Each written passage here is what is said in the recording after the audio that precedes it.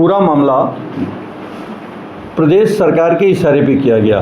भाई छवि बनाई जा रही है, छवि है नहीं, तो जो छवि बनाई जा रही है गलत बनाई जा रही है, क्योंकि उसका प्रमाण जनता है। सत्ता पक्ष विपक्ष को संवैधानिक संस्थाओं के द्वारा समाप्त करने का प्रयास कर रहा है। उसी तरह से आदरणीय चित्तरंजन मिश्र जी को जो प्रताड़ित किया जा रहा है, वो परिवर्तन की शुरुआत हो गई है, उसका फीता कट गया है। आने वाले समय में जब भी चुनाव होगा तो समाजवादी पार्टी की सरकार, आदरणीय अखिलेश यादव जी की सरकार बनना तय है। नमस्कार, आप देख रहे हैं द गोरखपुर टाइम्स। अभी हम मौजूद हैं हाता में।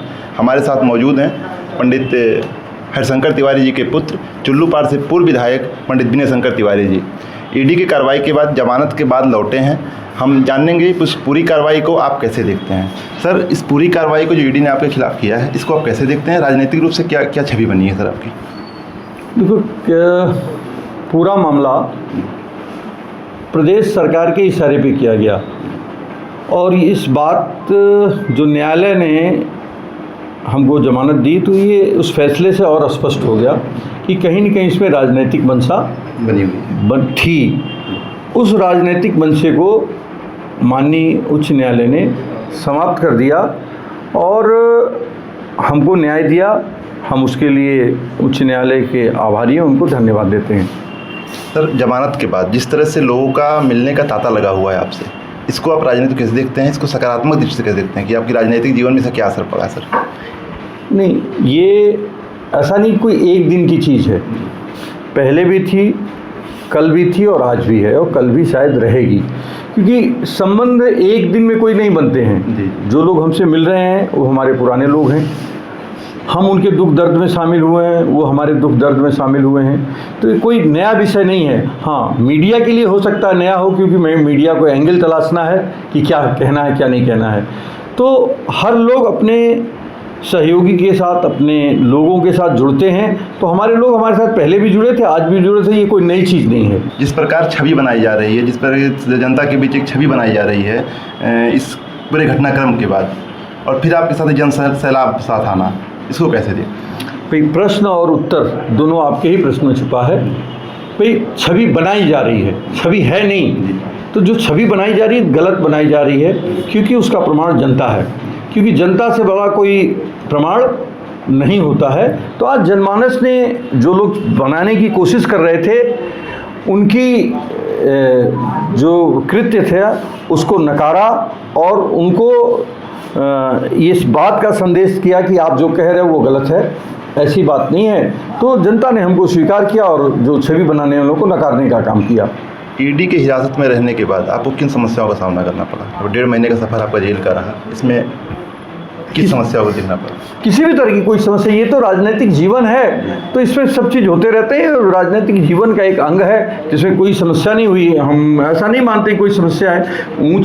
मतलब राजनीतिक जीवन का सफ़र होता है। बहुत ढेर सारे राजनेता जेल गए और आए हैं, तो जेल जाने और आने से हम घबराने वाले नहीं हैं। अगर उनकी दमनपूर्ण जो भी नीति है उसको जनता जवाब देगी, और जनता ने उसका जवाब आपने देखा होगा, तो जनता ने उसका जवाब दिया भी। आगे आने वाले चुनाव में भी जनता उसका जवाब देगी। विपक्ष के द्वारा आरोप लगाया जाता है कि सरकार, वर्तमान सरकार विपक्ष को दबाने की कोशिश कर रही है, खत्म करने की कोशिश कर रही है। इस पर क्या कहें? तो ये बात सत्य है कि देखिए, जो विपक्ष के लोग हैं उन्हीं के खिलाफ कार्रवाई की जा रही है। कोई सत्ता पक्ष के खिलाफ कार्रवाई नहीं की जा रही है। अभी तमाम अधिकारियों के खिलाफ, तमाम जो उनके राजनेता हैं, उस दल के राजनेता हैं, उनके खिलाफ ढेर सारी चीज़ें हैं, लेकिन कोई कार्रवाई नहीं हुई। तो ये बात सत्य है कि आज सत्ता पक्ष विपक्ष को संवैधानिक संस्थाओं के द्वारा समाप्त करने का प्रयास कर रहा है। एक अंतिम क्वेश्चन, चित्तरंजन मिश्रा, प्रोफेसर चित्तरंजन मिश्रा जो प्रोफेसर हैं, उनके साथ जो अभद्रता की खबरें आ रही हैं सर, उस पर क्या प्रतिक्रिया? देखिए, जिस समाज में आचार्य और ब्राह्मण को आप प्रताड़ित करते हैं तो समाज उद्वेलित होता है। उसका उदाहरण आचार्य चाणक्य हैं। जब राजा ने आचार्य को प्रताड़ित किया तो राज्य में परिवर्तन हुआ। उसी तरह से आदरणीय चित्तरंजन मिश्र जी को जो प्रताड़ित किया जा रहा है, वो परिवर्तन की शुरुआत हो गई है, उसका फीता कट गया है। कि जिस तरह से आचार्य को इस सरकार ने प्रताड़ित करने का काम किया है, वो उसका जितना भी निंदा की जाए वो कम है। हमारे पास उसको निंदा कर, इतने घृणित कार्य का निंदा करने के लिए शब्द भी नहीं है कि इतना गंदा कार्य किया गया है।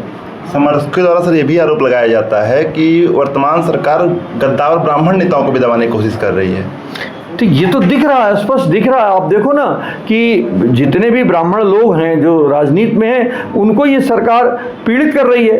ब्राह्मणों के साथ अन्याय हो रहा है, चाहे वो रुद्रपुर की घटना हो, चाहे वो बस्ती की घटना हो, चाहे वो सुल्तानपुर की घटना हो, लखनऊ की घटना हो, कानपुर की घटना हो, उन्नाव की घटना हो, हर जगह ब्राह्मणों को प्रताड़ित किया जा रहा है। तो ये तो टारगेटेड है कि आज इलाहाबाद की घटना हो, वहाँ पे बनारस की घटना हो, हर जगह ब्राह्मणों को प्रताड़ित किया जा रहा है। तो ये तो इस सरकार में एकदम सिद्ध है कि मतलब एकदम जैसे दिन के उजाले की भांति है कि पूरे लोग ब्राह्मणों को टारगेट करके उनको परेशान करने का काम कर रही है सरकार।